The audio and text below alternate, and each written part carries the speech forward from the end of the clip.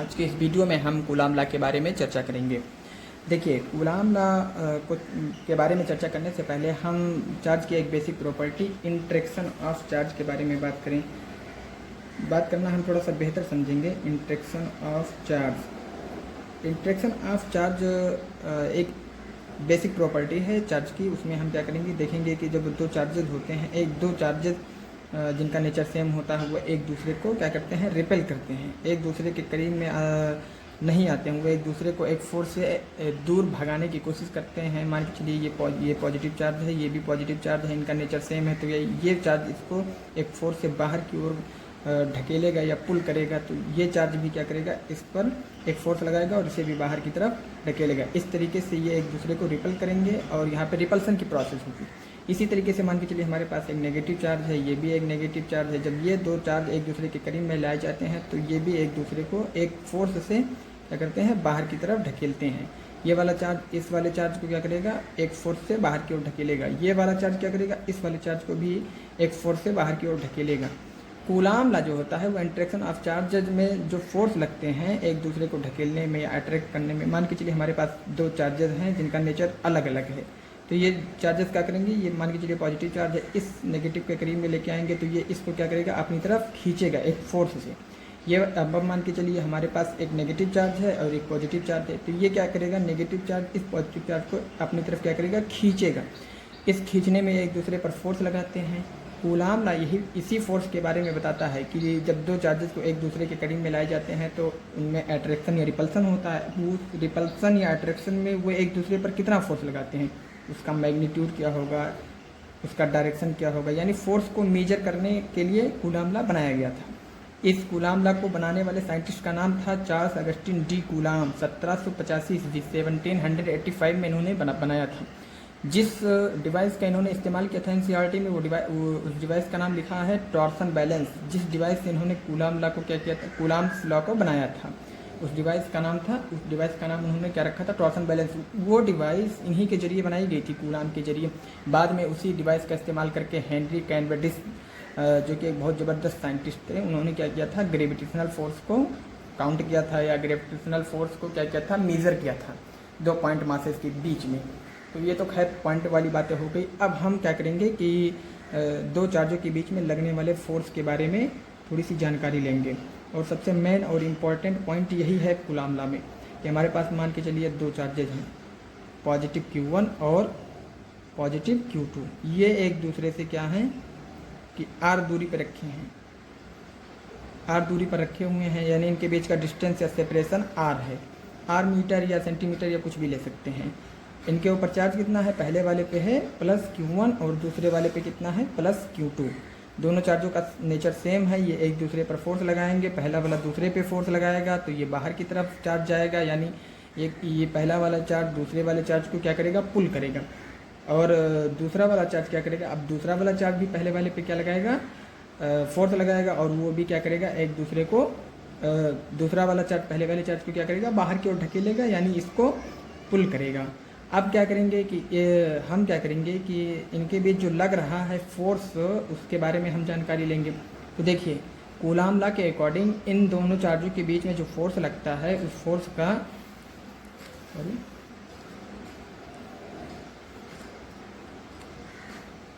Coulomb law के according इन दो चार्जों के बीच में जो फोर्स लग रहा है वो फोर्स दो चीज़ों पर डिपेंड करता है, एक तो उनके डिस्टेंस पर और एक उनके मैग्नीट्यूड पर। अब हम बात करेंगे कि इनके डिस्टेंस पे किस तरीके से ये जो फोर्स है वो डिपेंड कर रहा है। तो देखिए, कूलाम लॉ के अकॉर्डिंग ये जो फोर्स इन दोनों के बीच में लग रहा है वो उनके डिस्टेंस पर कुछ इस तरीके से डिपेंड करेगा, यानी जो फोर्स होगा वो इनके बीच के सेपरेशन के स्क्वायर के यूनिवर्सली प्रोपोर्शनल होगा। पहली बात तो कूलाम लॉ से हमें ये पता चली। दूसरी बात कूलाम लॉ क्या कहता है, कूलाम लॉ का स्टेटमेंट क्या कहता है, दूसरी बात ये कहता है कि इन दोनों के बीच में जो फोर्स लग रहा है वो फोर्स इन दोनों चार्जों का जो गुणा होगा, मैग्नीट्यूड का गुणा, मैग्नीट्यूड का मल्टीप्लाई होगा।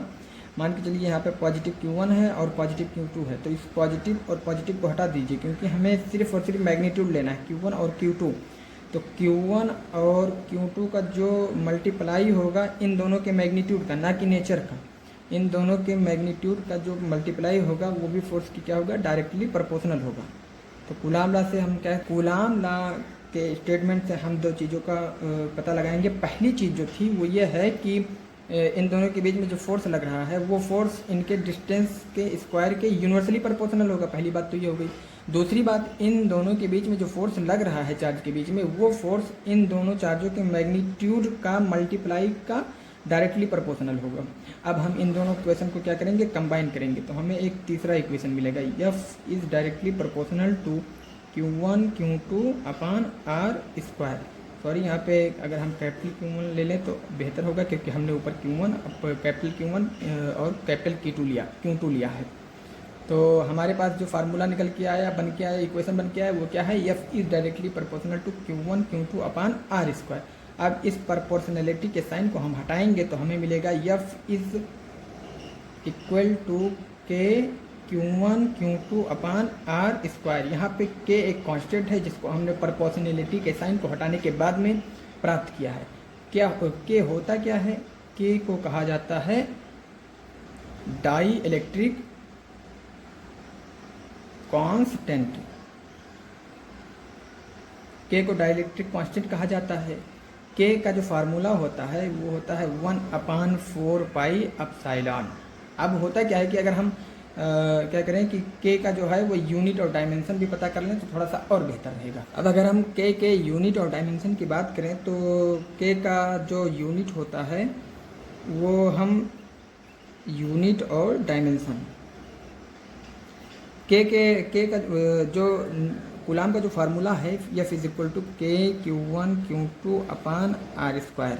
इस फार्मूले को अगर हम रीअरेंज करें K के फॉर्म में तो K बराबर हो जाएगा F इंटू आर स्क्वायर हो जाएगा अपान Q1 इंटू Q2 हो जाएगा। अब यहाँ से हम क्या करें, इसके यूनिट को कैलकुलेट करें। तो देखो, फोर्स का यूनिट होता है न्यूटन, ये R है, R डिस्टेंस है, डिस्टेंस का यूनिट होता है मीटर स्क्वायर अपान Q1 इंटू Q2। क्यों चार्ज है और चार्ज की यूनिट हमें पता है, चार्ज की बेसिक प्रॉपर्टी में पढ़ाई जाती है कि चार्ज की यूनिट जो होती है वो कूलाम होती है। तो कूलाम इंटू कूलाम बराबर कूलाम स्क्वायर हो जाएगा, तो newton metre square upon coulomb square हो जाएगा। तो K की यूनिट हमें इस फार्मूले से क्या पता चली, K की यूनिट हमें इस फार्मूले से पता चली। हम क्या करेंगे, यहाँ पे पुट करेंगे, तो K की unit newton metre square upon coulomb square आ गया। अब क्या करेंगे, हम इसके डायमेंशन की बात करेंगे। तो देखिए, डायमेंशन की बात करने के लिए हम क्या करेंगे, इसी फार्मूले का क्या करेंगे, इस्तेमाल करेंगे। तो हमें पता है कि K इज इक्वल टू क्या होता है, F are square upon Q1 Q2। ये हो गया क्या हमारा फार्मूला K के फॉर्म में।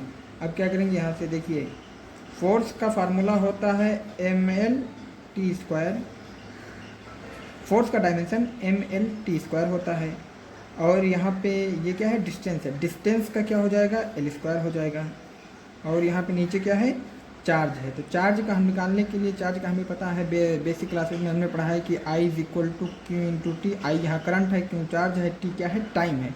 तो हम क्या करेंगे कि Q के फॉर्म में हम क्या करेंगे, डायमेंशन निकालेंगे Q का। तो I का क्या होता है, I का होता है एम्पेयर, और एम्पेयर को क्या कहे, किससे, ए से डिनोट किया जाता है, यानी करंट का डायमेंशन ए से डिनोट किया जाता है, टाइम का टी से डिनोट किया जाता है। तो इसका क्या हो जाएगा, AT-1। इसका जो AT जो ऊपर जाएगा तब ये -1 में हो जाएगा, तो AT-1 हो जाएगा। यानी हमें चार्ज का जो फार्मूला मिला वो क्या मिला, डायमेंशन का AT-1। अब ये एक चार्ज का है, अगर इसमें हम दो चार्ज का मल्टीप्लिकेशन कर दें तो हमें दो डायमेंशन का मल्टीप्लाई करना पड़ेगा, AT-1। तो हमें जो फार्मूला मिलेगा वो कैसा मिलेगा, A स्क्वायर और T माइनस स्क्वायर। अब क्या करेंगे, इस Q स्क्वायर को Q1 इंटू Q2, ये दोनों Q स्क्वायर हो जाएंगे। अगर दोनों का डायमेंशन अगर हम निकालें तो डायमेंशन दोनों का सेम हो जाएगा, तो Q स्क्वायर हो जाएगा, और Q स्क्वायर का डायमेंशन हमने यहाँ निकाला A square T minus square. अब यहाँ पे क्या करेंगे, इसको पुट कर देंगे, A square minus T square. अब क्या करेंगे, इसको क्या करेंगे और सिंपल वे में हम लिखने की कोशिश करेंगे। तो देखिए, m हो जाएगा, l का l, एक l यहाँ है, दो l यहाँ है, तो L3 हो जाएगा, और ये T2 पहले से है और नीचे वाला T ऊपर जाएगा तो माइनस में है तो प्लस में हो जाएगा, और प्लस में हो जाएगा तो दोनों जुड़ जाएंगे, तो कितना हो जाएगा, 4 हो जाएगा। और यहाँ पे यहाँ पे इसके जैसा कोई है नहीं, तो ये ऊपर जाएगा तो माइनस में अकेले यहाँ पे A2 माइनस हो जाएगा। तो हमारे पास जो के का डायमेंशन मिला वो क्या मिला, ML3T4A-2। ये इसका क्या हो गया डायमेंशन, ML3T4 और A-2, ये क्या हो गया के का डायमेंशन हो गया। के का जो फार्मूला भी हमने लिखा था वो फार्मूला था K = 1/4πε। यहाँ पे एप्सिलॉन जो है वो है, इसको कहा जाता है इलेक्ट्रोस्टैटिक्स में electric permittivity constant, electric permittivity, इसको क्या बोला जाता है, इलेक्ट्रिक परमिटिविटी। ये क्या करता है, ये मीडियम पे डिपेंड करता है, इसकी वैल्यू क्या होती है, मीडियम पे डिपेंड करती है। इसका मान क्या होता है एप्सिलॉन का, सेम नहीं होता है हर जगह, इसका मान मीडियम के हिसाब से क्या होता है, बदलता रहता है। मीडियम पे क्या करता है, डिपेंड करता है। अब मान के चलिए कैसे डिपेंड करता है, मान के चलिए दो चार्जेस हैं, इनके बीच हमें फोर्स निकालना है और इनके बीच का मीडियम क्या है, वैक्यूम है। क्या है, वैक्यूम। तो अगर इनके बीच का मीडियम वैक्यूम है तो एप्सिलॉन का मान क्या हो जाएगा, ई वैक्यूम। ई वैक्यूम में एप्सिलॉन का मान कितना हो जाएगा, 8.85 × 10⁻12। अब coulomb square newton metre square होता है। अभी मैं बताऊंगा कि इसका मान कैसे आया, मतलब इसकी यूनिट कैसे आई।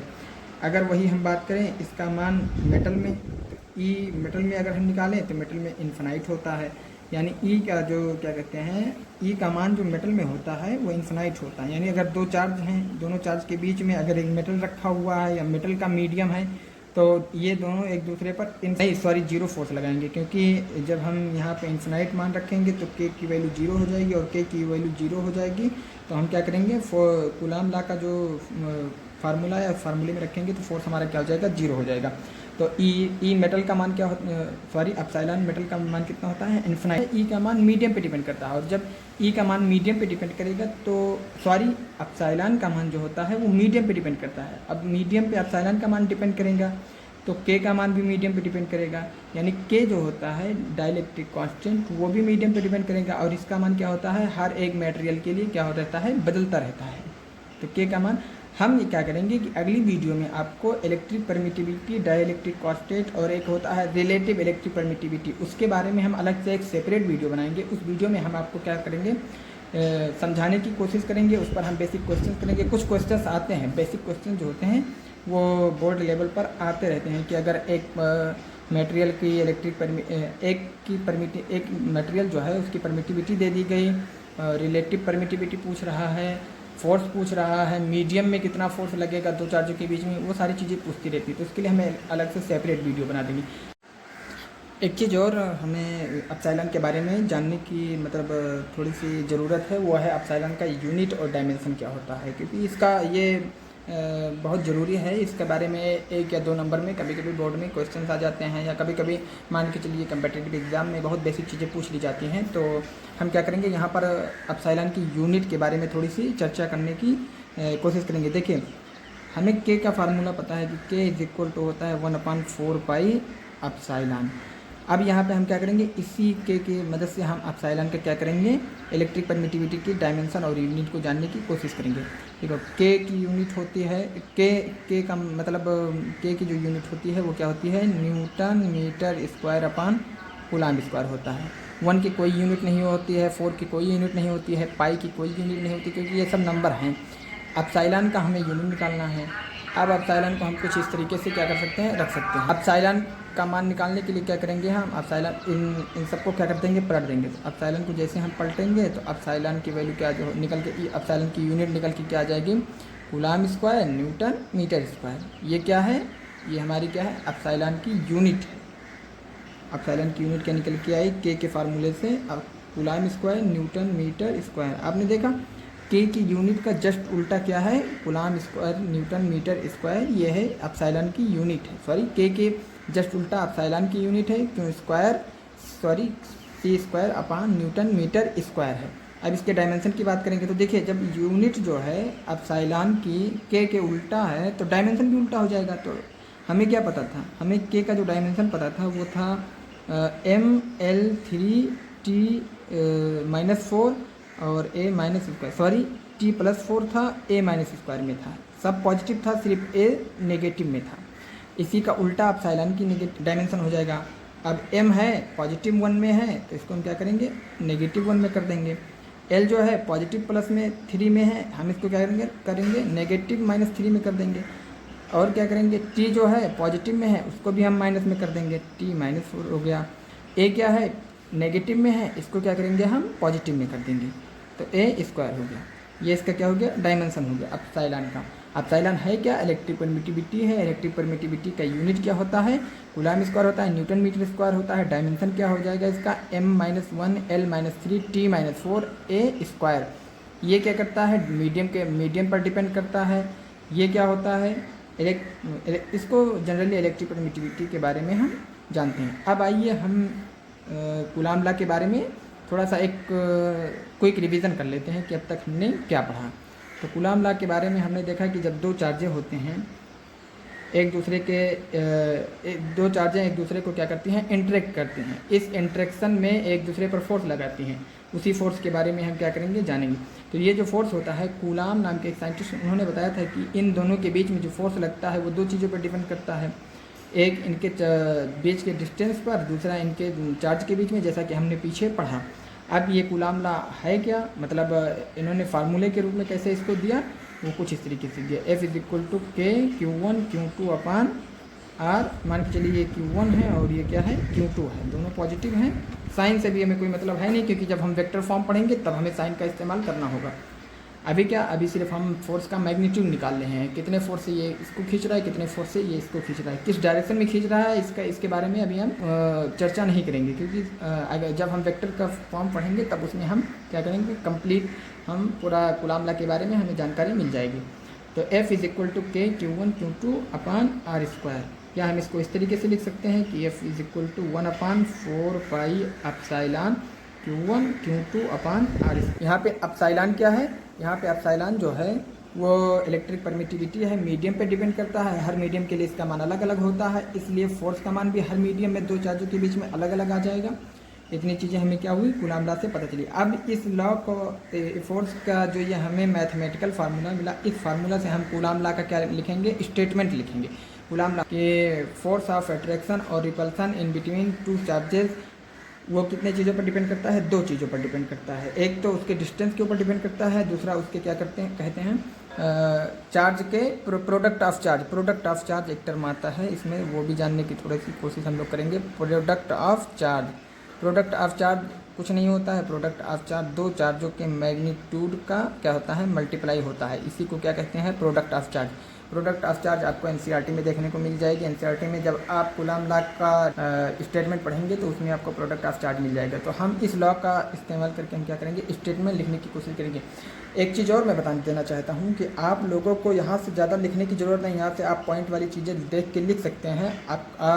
आपको मैं इस वीडियो के डिस्क्रिप्शन में इस टॉपिक का PDF बना के मैं डाल दूँगा। क्वेश्चन जो मैं कराऊँगा उसका भी एक PDF बना के दोनों को साथ में एडजस्ट करके इस वीडियो के डिस्क्रिप्शन में हम डाल देंगे। तो यहाँ पे ज़्यादा परेशान होने की कोशिश मत कीजिए, बस मैं जो समझा रहा हूँ उन सब चीज़ों पे आप ध्यान रखिए। तो देखिए ये जो मैथमेटिकल फार्मूला हमें मिला, इस फार्मूले का इस्तेमाल करके हम क्या करेंगे, स्टेटमेंट बनाएंगे। तो स्टेटमेंट कुछ इस तरीके से रहेगा। ये स्टेटमेंट जो होगा वो बोर्ड में ज़्यादातर इस्तेमाल किया जाएगा, बोर्ड के स्टूडेंट्स के लिए ये बहुत मोस्ट कंपल्सरी। तो स्टेटमेंट कुछ इस तरीके से बनेगा कि the force of attraction and repulsion, attraction या repulsion in between two point charge को यहाँ हम स्टेशनरी चार्ज ही रखेंगे। स्टेशनरी चार्ज का मतलब होता है जो रुके हुए चार्ज हों, एक जगह पे दो चार्ज क्या हों, रुके हों, यानी ये मूवमेंट ना कर रहे हों, ये किसी स्पीड से मोशन में ना हो, यानी दोनों चार्ज रुके हों, तभी कूलाम का लॉ क्या होगा, अप्लाई होगा। और पॉइंट चार्ज क्या होते हैं इसके बारे में मैं जब एनसीईआरटी का लाइन बाय लाइन अभी आगे बताऊंगा तो उसमें आपको पॉइंट चार्ज का ये जो कॉन्सेप्ट है वो क्लियर कर दूंगा। एक होता है पॉइंट चार्ज, एक होता है लीनियर साइज चार्ज जो होता है वो अलग चीज़ होती है, उसको मैं अलग समझाऊंगा और इसको दोनों को एक साथ पढ़ाऊंगा। लेकिन एनसीईआरटी में ये दोनों टर्म दिए गए हैं तो वहाँ पे मैं बताऊंगा। तो द फोर्स ऑफ अट्रैक्शन और repulsion in between two point charge is directly proportional two is directly proportional to the is directly proportional to the magnitude of product of charge, यानी जो ये है Q1 इंटू Q2 का जो magnitude है to the magnitude of product of charge, यानी Q1 into Q2 का जो मल्टीप्लाई है, एंड इनवर्सली प्रोपोर्शनल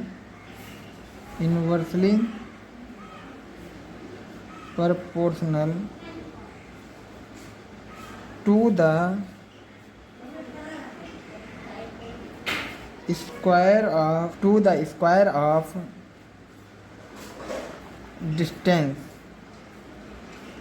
यानी 1/r² का जो डायरेक्टली या इनवर्सली प्रोपोर्शनल होता है। एक टर्म और मैं यहाँ पे ऐड करना चाहूँगा, वो है कि जो ये चार्ज होता है ये एक दूसरे पर तभी फोर्स लगाए जब क्या हो, एक चार्ज दूसरे चार्ज के लाइन ज्वाइनिंग के अक्रॉस।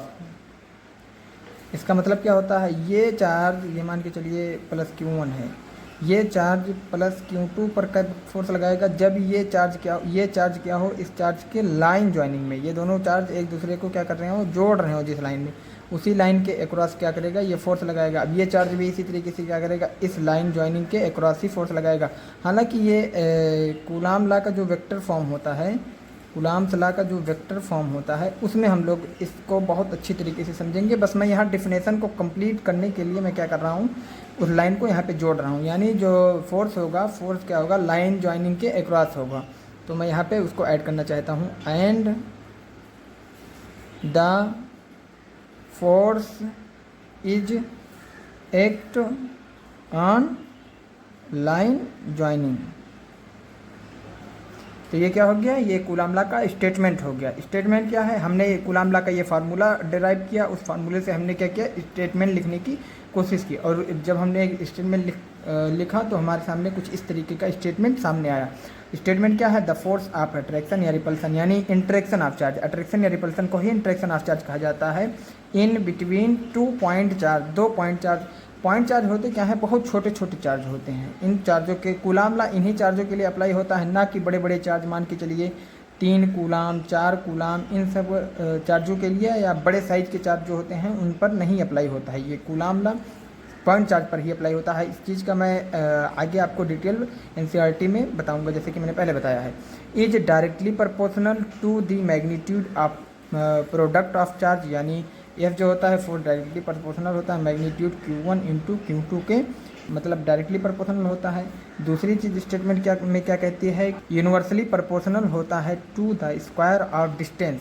डिस्टेंस के क्या होता है, फोर्स यूनिवर्सली प्रोपोर्शनल होता है, डिस्टेंस के स्क्वायर के यूनिवर्सली प्रोपोर्शनल। यही दो चीज़ें क्या होती हैं, स्टेट में कूलाम लॉ के कही जाती हैं। और तीसरी बात फोर्स से रिलेटेड वो ये है कि फोर्स जो होता है दोनों चार्जों के अक्रॉस लाइन ज्वाइनिंग में ही लगती है। तो ये बात क्या हो गई, कंप्लीट हो गया। हालांकि इस पर मत जाइएगा, मैं समझाने के लिए आपको ये सारी चीज़ें बता रहा हूँ। मैं इसका एक ज़बरदस्त PDF पहले से ही बना के रखा हूँ। उस PDF को मैं क्या करूँगा, आप लोगों को PDF मैं आपको दिखाना चाहता हूँ कि कुछ इस तरीके से हमारा ये PDF है।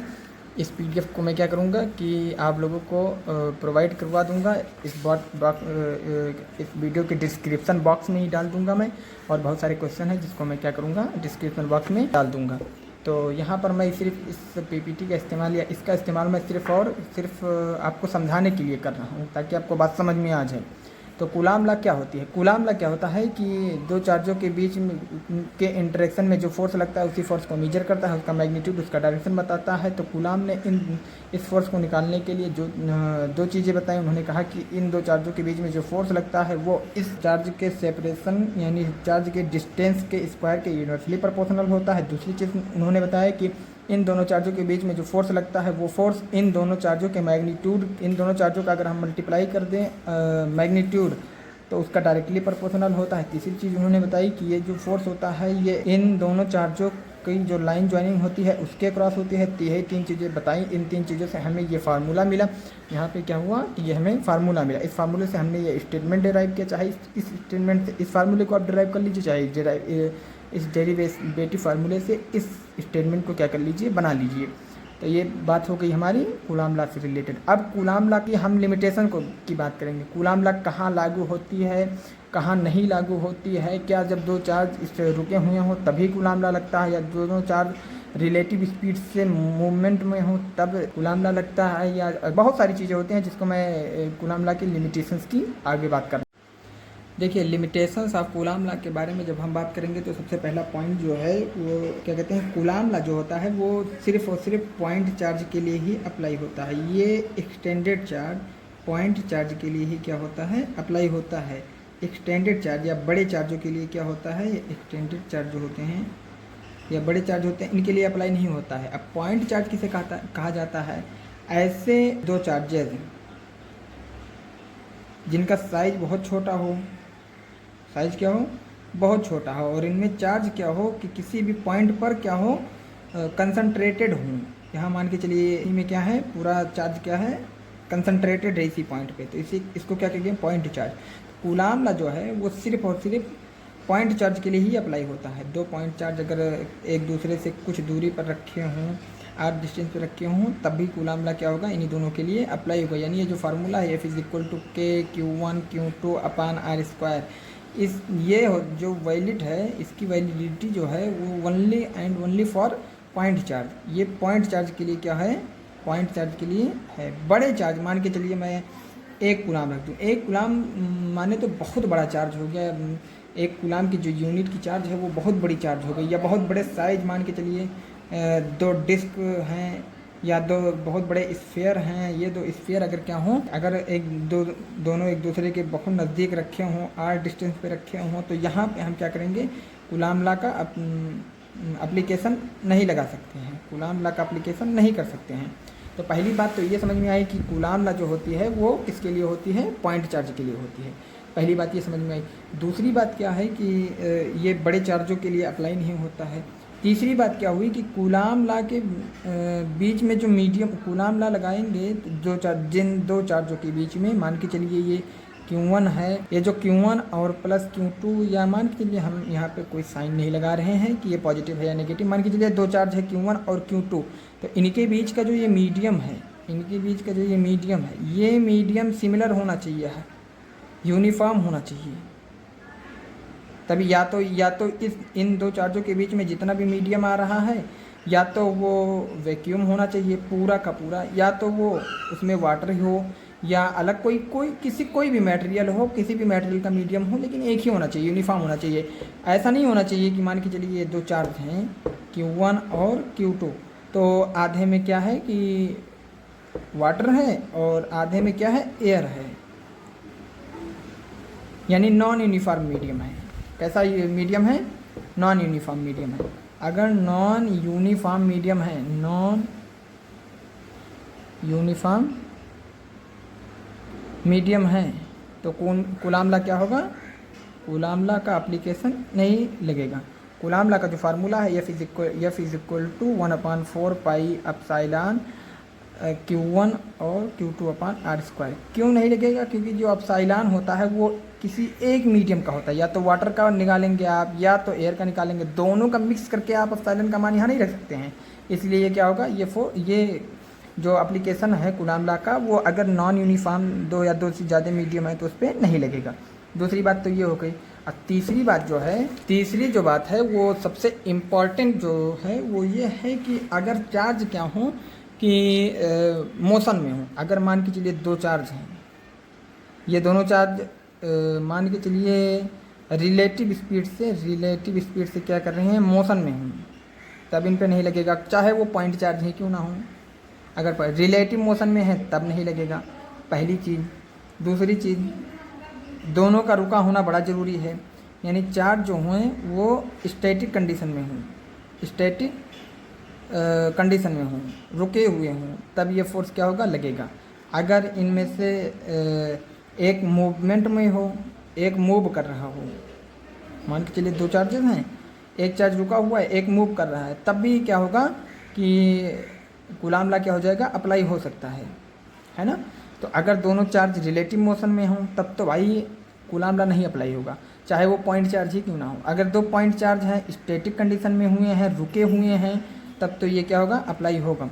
अगर ये दोनों चार्जों में से दो पॉइंट चार्ज हैं, उन चार्जों में से एक क्या है, एक मूव कर रहा है, एक क्या है, रुका हुआ है, एक क्या है, स्टैटिक कंडीशन में है या रुका हुआ है, तब भी क्या होगा कि अप्लाई हो सकता है। लेकिन अगर दोनों रिलेटिव मोशन में हो तब अप्लाई नहीं हो सकता। तो हमने क्या किया कि हम लिमिटेशंस ऑफ कूलाम लॉ को पढ़ते हुए 3 पॉइंटों के बारे में चर्चा की। पहला पॉइंट ये है कि अगर पहली चीज़ तो ये है कि जो चार्ज है, जिन चार्जों के बीच में हम क्या कर रहे हैं, फोर्स निकाल रहे हैं, वो चार्ज कैसे होने चाहिए, पॉइंट चार्ज होने चाहिए, पॉइंट चार्ज होनी चाहिए। दूसरी चीज़ क्या कि इनका साइज एक्सटेंडेड ना हो, एक्सटेंडेड अगर चार्ज रहेंगे तो उनका भाई एप्लीकेशन कूलाम लॉ के ज़रिए नहीं हो सकता है। वो उनका इस्तेमाल हम मतलब कूलाम लॉ का इस्तेमाल एक्सटेंडेड चार्ज के लिए नहीं कर सकते हैं, उसका मान, उसकी वैल्यू अलग निकल के आएगी, वो गलत साबित हो जाएगी फिर। दूसरी चीज़ हमने क्या किया कि मीडियम जो होना चाहिए दोनों चार्जों के बीच में, वो कैसा होना चाहिए, यूनिफॉर्म होना चाहिए। अगर नॉन यूनिफॉर्म मीडियम है तो एप्सिलॉन की वैल्यू यानी इलेक्ट्रिक परमिटिविटी की अलग अलग वैल्यू आएगी, और दोनों वैल्यू को क्या कर सकते हैं, हम एक साथ पुट नहीं कर सकते हैं। तो दूसरी चीज़ तो वो हो गई। तीसरी चीज़ हमें क्या करनी है कि तीसरी चीज़ ये है कि भाई चार्ज जो है वो 3 कंडीशन में हो सकते हैं, या तो दोनों मोशन में हो तब नहीं लगेगा, रिलेटिव मोशन में हो, एक दोनों रुके हुए हैं लग जाएगा।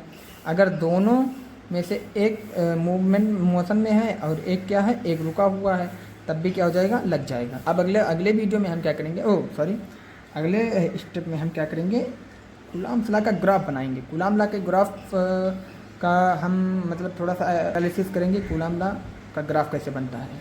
ग्राफ ऑफ कूलाम लॉ यानी कूलाम लॉ के ग्राफ का भी थोड़ा सा एक्सप्लेनेशन करने की कोशिश करेंगे। देखिए कूलाम लॉ का फार्मूला तो हमें पता ही है कि F इज इक्वल टू के Q1 Q2 upon R square है। यहाँ पर के कांस्टेंट है Q1 Q2, ये फोर्स जो है Q1 Q2 पर भी डिपेंड कर रहा है और चार्ज के डिस्टेंस पर भी डिपेंड कर रहा है। जैसा कि हमने पहले देखा कि मान के चलिए दो चार्ज हैं तो इनके बीच में जो लगने वाला फोर्स है वो इनके डिस्टेंस और इनके चार्ज के मैग्नीट्यूड पर भी डिपेंड करेगा। तो पहली बात तो क्या है कि फोर्स जो है वो किस पर डिपेंड कर रहा है, इनके डिस्टेंस पर डिपेंड कर रहा है। फोर्स जो है वो डिस्टेंस पर डिपेंड कर रहा है, यानी अगर डिस्टेंस को थोड़ा सा बढ़ाओगे तो फोर्स क्या होगा, ज़्यादा घटेगा। अगर डिस्टेंस बढ़ाएंगे तो फोर्स घटेगा। तो इसका जब हम ग्राफ देखेंगे, इसको जब हम ग्राफिकल एनालिसिस करेंगे, इसका जब हम ग्राफ बनाएंगे तो कुछ इस तरीके से बनेगा। मान के चलिए हम इस एक्सिस पे हम क्या करेंगे, फोर्स को रख देते हैं और इस एक्सिस पे हम क्या रख देते हैं, डिस्टेंस को। हम देखते क्या हैं कि मान के चलिए हम थोड़ा हमने क्या किया कि ऐसे जब हम क्या कर रहे हैं, डिस्टेंस बढ़ा रहे हैं, डिस्टेंस को क्या कर रहे हैं, घटा रहे हैं। तो धीरे धीरे क्या हो रहा है, फोर्स बढ़ रहा है। धीरे धीरे क्या हो रहा है, फोर्स बढ़ रहा है। तो हम देखेंगे कि मान के चलिए हमारे पास हम क्या कर रहे हैं, डिस्टेंस धीरे धीरे क्या कर रहे हैं, यहाँ से देखिए, यहाँ से हम धीरे धीरे जब तक जब हम थोड़ा सा डिस्टेंस बढ़ाएंगे तो फोर्स ज़्यादा कम होगा। थोड़ा सा डिस्टेंस बढ़ा रहे हैं, फोर्स नीचे जा रहा है, थोड़ा सा भी डिस्टेंस बढ़ा रहे हैं और फोर्स नीचे जा रहा है। पहले डिस्टेंस मान के चलिए 5 सेंटीमीटर था, अब 10 सेंटीमीटर कर दिए तो क्या होगा, फोर्स कम होता जा रहा है फोर्स। तो इसका ग्राफ कुछ इस तरीके से बनेगा, इसको पैराबोला बोला जाता है। यानी अगर फोर्स और डिस्टेंस के बीच में अगर हम ग्राफ बनाएं तो वो कुछ इस तरीके से बनेगा। अब वही हम दूसरी कंडीशन देख लेते हैं कि फोर्स जो होता है वो एक दूसरी क्वांटिटी चार्ज पे डिपेंड कर रहा है और चार्ज के प्रोडक्ट पर डिपेंड कर रहा है। चार्ज का प्रोडक्ट क्या है, मैग्नीट्यूड ऑफ चार्ज का जो मल्टीप्लिकेशन होता है, दोनों चार्जों का जो मैग्नीट्यूड होता है उसका मल्टीप्लिकेशन करने पर प्रोडक्ट ऑफ चार्ज हमें मिलता है। और प्रोडक्ट ऑफ चार्ज है क्या, Q1 इंटू Q2, वो भी इन दोनों चार्जों का क्या है, मैग्नीट्यूड है। इसी को हम प्रोडक्ट ऑफ चार्ज बोलते हैं, प्रोडक्ट ऑफ चार्ज। अब इसका क्या करेंगे, हम ग्राफ बनाएंगे। अब मान के चलिए इस एक्सिस पे हमने फोर्स को रख दिया, इस एक्सिस पे हमने क्या कर दिया, प्रोडक्ट ऑफ चार्ज को रख दिया। तो हम क्या देखेंगे, प्रोडक्ट ऑफ चार्ज। हम देखेंगे कि जैसे जैसे हम प्रोडक्ट ऑफ चार्ज को बढ़ा रहे हैं, जैसे जैसे हम प्रोडक्ट ऑफ चार्ज को बढ़ा रहे हैं, फोर्स क्या हो जाएगा, बढ़ता चला जाएगा धीरे धीरे। तो ये क्या बन रहा है, ये कैसा इक्वेशन बन रहा है, ये फिर डायरेक्टली ये कैसा ग्राफ बन रहा है, ये एक लीनियर ग्राफ बन रहा है। यानी फोर्स को बढ़ाएंगे, यानी अगर हम प्रोडक्ट ऑफ चार्ज के वैल्यू को बढ़ाएंगे तो फोर्स क्या हो जाएगा, बढ़ता जाएगा दोनों चार्जों के बीच में। तो ग्राफ कूलाम के ग्राफ को अगर हम देखें तो कूलाम का ग्राफ जो होता है वो दो चीज़ों पर डिपेंड करता है। यानी जो फोर्स है वो दो चीज़ों पर डिपेंड करता है, एक डिस्टेंस पे और एक प्रोडक्ट ऑफ चार्ज के मैग्नीट्यूड पर। तो अगर हम डिस्टेंस पे देखें तो डिस्टेंस पे हमारा कुछ इस तरीके का ग्राफ बनता है, और अगर हम फोर्स और प्रोडक्ट ऑफ चार्ज के बीच में अगर ग्राफ देखें तो कुछ इस तरीके से ये लीनियर बनता जा रहा है। क्यों लीनियर बनता जा रहा है, क्योंकि अगर हम प्रोडक्ट ऑफ चार्ज के मैग्नीट्यूड को बढ़ाएंगे तो फोर्स हमारा क्या होगा, बढ़ेगा। तो अब हमने क्या कर लिया कि कूलाम लॉ होता क्या है, कूलाम लॉ का की डिस्कवरी किसने की, कूलाम लॉ का डेरिवेशन क्या होता है, कूलाम लॉ का स्टेटमेंट क्या होता है, फिर हमने देखा कि कूलाम लॉ का लिमिटेशन क्या होता है, कहाँ कहाँ लगता है, कहाँ नहीं लगता है। फिर उसके बाद में कूलाम लॉ के ग्राफ के बारे में हमने बात की। तो चलिए, हमने आज अब तक जितनी कूलाम लॉ के बारे में बातें पढ़ी और समझी, तो उसका हम क्या कर सकते हैं, क्या कर लें, एक क्विक रिवीजन कर लेते हैं। तो देखिए, हमने क्या पढ़ा सबसे स्टार्टिंग में कि कूलाम लॉ होता क्या है, वो होता है F = K/Q1 Q2 अपान R²। यहाँ पर इस फार्मूले को हम कुछ इस तरीके से लिख सकते हैं, 1/4π एप्सिलॉन Q1 Q2 अपान R²। यहाँ पे फोर्स क्या हो रहा है, फोर्स दो चीज़ों पर डिपेंड कर रहा है, एक प्रोडक्ट ऑफ चार्ज के मैग्नीट्यूड पर, दूसरा क्या कर रहा है कि फोर्स डिस्टेंस के स्क्वायर के यूनिवर्सली प्रोपोर्शनल है। दूसरी चीज़ इसमें क्या है कि के को डाइलेक्ट्रिक कांस्टेंट कहा जाता है, के की वैल्यू मीडियम पे डिपेंड करती है, के का यूनिट होता है न्यूटन मीटर स्क्वायर पर कूलाम स्क्वायर होता है। के का जो फार्मूला होता है वो होता है 1/4π एप्सिलॉन। एप्सिलॉन को इलेक्ट्रिक परमिटिविटी कहा जाता है। इलेक्ट्रिक परमिटिविटी चीज़ को कहा जाता है जो क्या ये मीडियम की प्रॉपर्टी होती है। ये क्या करती है कि जब दो चार्ज एक दूसरे से कुछ दूरी पर रखे हों तो मीडियम क्या करती है, इन दोनों पर जो फोर्स लगता है उस फोर्स को क्या करती है, कम करने की कोशिश करती है, परमिट करने की कोशिश करती है, रोकने की कोशिश करती है। इसी को इलेक्ट्रिक परमिटिविटी कहा जाता है। ये मीडियम पे डिपेंड करता है। हर मटेरियल के लिए अलग अलग इलेक्ट्रिक परमिटिविटी होती है, जिसका मान हम आपको 4-5 चीज़, एक वाटर, ग्लास, एयर, वैक्यूम और मेटल, इन सब चीज़ों का मैं क्या कर दूँगा, PDF में डाल दूँगा। वहाँ से आप उसको क्या कर लीजिएगा, लिख लीजिएगा, या वहाँ से आप याद कर लीजिएगा। थोड़ा सा याद करना ज़रूरी होगा ताकि क्वेश्चन करने में हमें क्या मिल जाएगी, आसानी मिल जाएगी।